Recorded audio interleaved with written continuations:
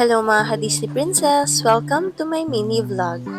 Dahil na busy ang Disney Princess nyo, ngayon na lang ulit ako makakapag-upload. Last Sunday pa nga to at nag-prepare ako ng mga gagamitin ni Jillian para sa pagpasok niya. May pinost ang teacher nila ng mga things to brings na mga gagamitin nila para sa school. Binabalutan ko nga ng plastic covers itong mga notebook niya para hindi madaling masira dahil isang taon niya itong gagamitin. 4th year high school pa ata nung last ako nakapagbalot ng mga notebook.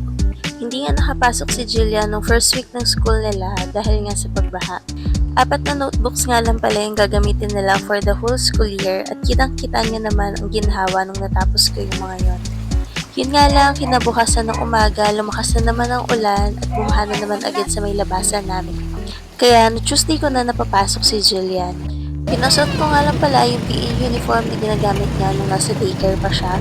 Naghihintay kasi kami ng announcement kung magkakaroon ba ng bigayan ng libreng mga uniform sa school. Nagta-tricycle nga lang pala kami pagpapasok ng school at kasabay niya lagi si Kuya Sedi. Dahil ito pa nga lang ang magiging first day ng school ni Jillian kaya hinatid ko pa siya hanggang sa room nila. 7 AM pala ang start ng class ni Jillian at maaga siyang nagising kanina ng daddy niya. Kaya pagtapos ko naman maghatid sa kanya ay nagluto na lang muna ako ng toge para pantanghalian. Maaga nga kami nagsundo dahil may pinasagutan na assessment sa amin si teacher.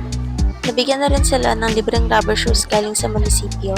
At pag-uwi nga namin, ginawa ko naman lumpiang toge yung naluto ko kanina. Kinabukasan nga yung pagsusundo ko na lang kay Jillian ang navideohan ko. Dahil lagi kami nagmamadali sa umaga sa pag-prepare niya pagpasok ng school, hindi ko na nagagawang mag-vlog. And nga, at second day pa lang niya, may new friend agad siya. Wala pa akong sundo yung klase niya dyan, pero pinapalabas na niya agad ng school.